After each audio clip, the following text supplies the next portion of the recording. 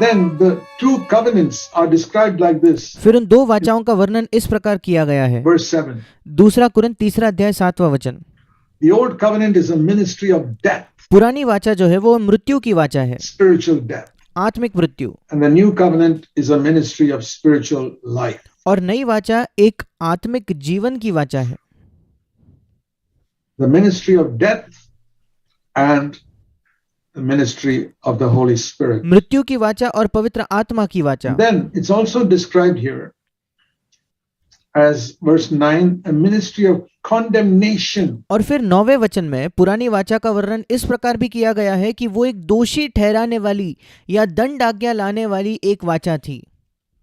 The old covenant is a ministry of condemnation. पुरानी वाचा एक दोषी ठहराने वाली, दंडाज्ञा लाने वाली, अपराधी घोषित करने वाली वाचा थी।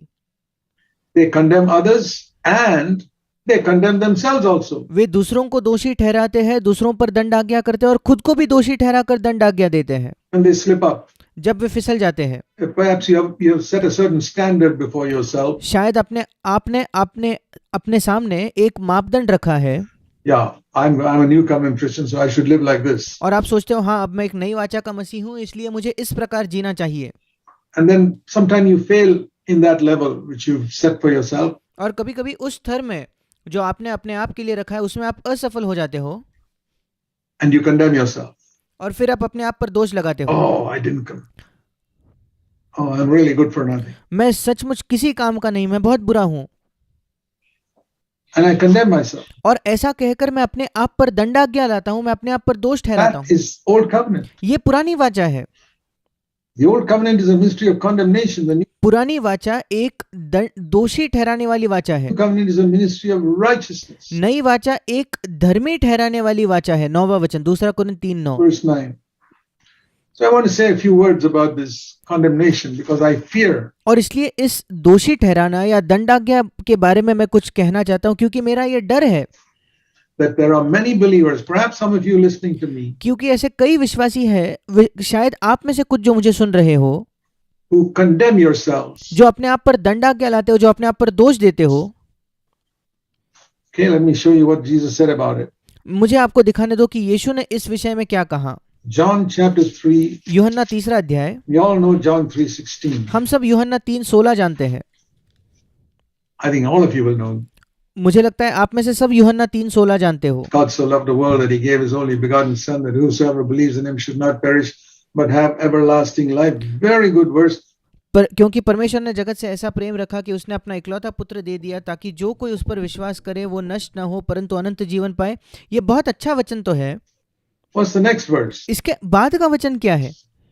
Equally important. ये उतना ही महत्वपूर्ण है। God did not send his son into the world to condemn.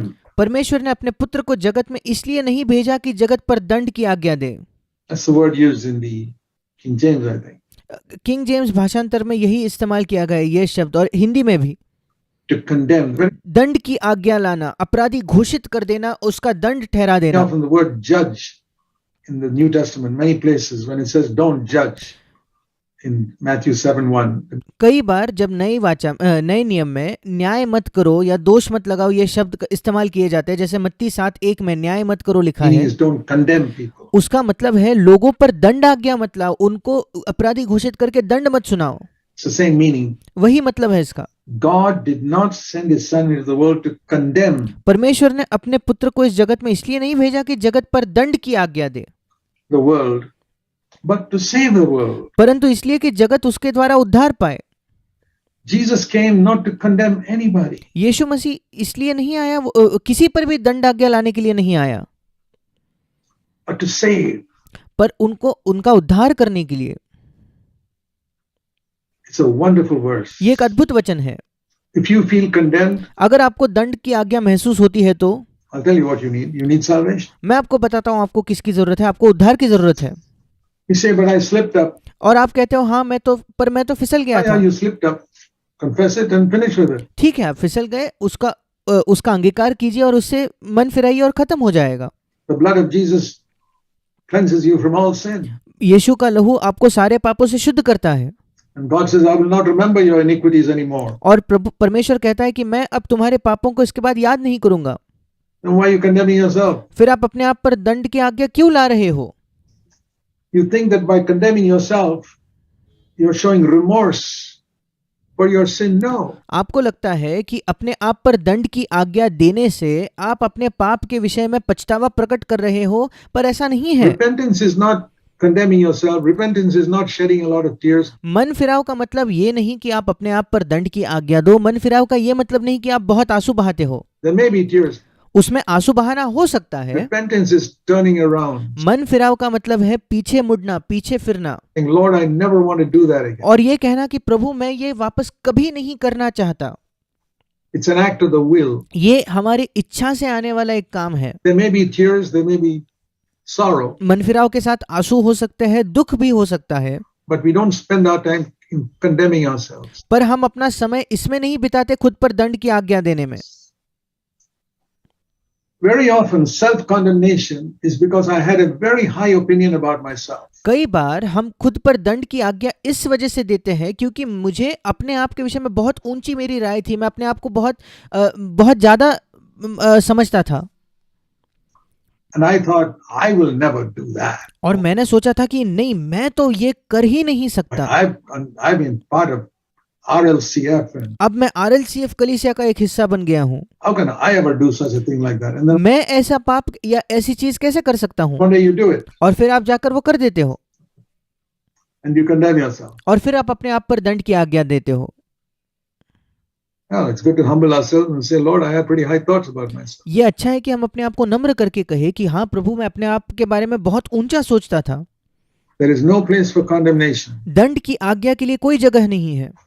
So, let me show you John's Gospel, chapter 8. मैं आपको यूहन्ना 8वां अध्याय You know दिखाना this चाहता very हूँ। well-known story of the woman caught in adultery, हम इस जाने माने कहानी को जानते हैं, उस स्त्री के बारे में जो व्यभिचार करते हुए पकड़ी गई थी, who was brought to Jesus. जिसको यीशु के पास लाया गया। And Jesus said to the Pharisees, okay, you guys want to throw a stone at her? और यीशु मसीह ने फरीसियों से कहा, ठीक है, तुम इस पर पत्थर फेंकना चाहते हो तो Let the one who is without sin cast the first stone. तुम में जो निष्पाप हो वही पहला उसको पत्थर मारे। John 8, verse 7. यूहन्ना 8 उसका 7वां That's वचन। all he said. यीशु ने बस इतना ही कहा। And one by one, John 8, verse 9, all those Pharisees who wanted to condemn the woman, और ये सुनकर यूहन्ना 8:9 में लिखा है कि एक एक करके सारे फरीसी जो स्त्री पर दंड की आज्ञा घोषित करना चाहते थे, went away. वे चले गए। And then और फिर Jesus spoke to her and said, यीशु ने उससे बात की और उससे कहा, no one condemned you, woman? She said, हे नारी, क्या किसी ने तुझ पर दंड की आज्ञा न दी? no one, Lord. And listen to John 8:11. उसने कहा, हे प्रभु, किसी ने नहीं। This is what I call the new covenant gospel in 2 sentences. अब इसे सुनिए, यूहन्ना 8 इसका 11वां वचन। मैं कहता हूं कि ये नए वाचा का सुसमाचार है 2 वाक्यों में केवल। The new covenant gospel in 2 sentences. नई वाचा का सुसमाचार केवल 2 वाक्यों में। John 8:11. यूहन्ना 8 उसका 11वां वचन। I don't condemn you. मैं भी तुझ पर दंड की आज्ञा नहीं देता, Don't sin again. जा और फिर पाप न करना। Got it? क्या आप समझ गए हो? That's the message of the new covenant. नई वाचा का यही तो संदेश है। I don't condemn you. मैं तुझ पर दंड की आज्ञा नहीं देता, Don't sin again. जा और फिर पाप न करना। Remember that all your life. अपने जीवन भर इसे याद रखिए। That is the new covenant gospel. ये है नई वाचा का 2 सुसमाचार, sentences. 2 वाक्यों में। No condemnation. कोई दंड की आज्ञा नहीं। No sense of, I mean, this woman was, I don't know whether she was a prostitute or a regular adulteress who did it. मैं नहीं जानता ये स्त्री एक वैश्या थी या बार बार व्यभिचार करने वाली व्यभिचारिणी थी। Many times, I don't know, but मैं नहीं जानता, whatever it is, पर जो कुछ भी हो, no condemnation. कोई दंड की आज्ञा नहीं। We're not living in adultery. हम तो व्यभिचार में नहीं जी रहे, Even if you were, और अगर आप जी भी रहे थे तो come in repentance. The Lord says, no condemnation. अगर आप मन फिराव करके आते हो तो प्रभु कहता है कोई दंड की आज्ञा नहीं।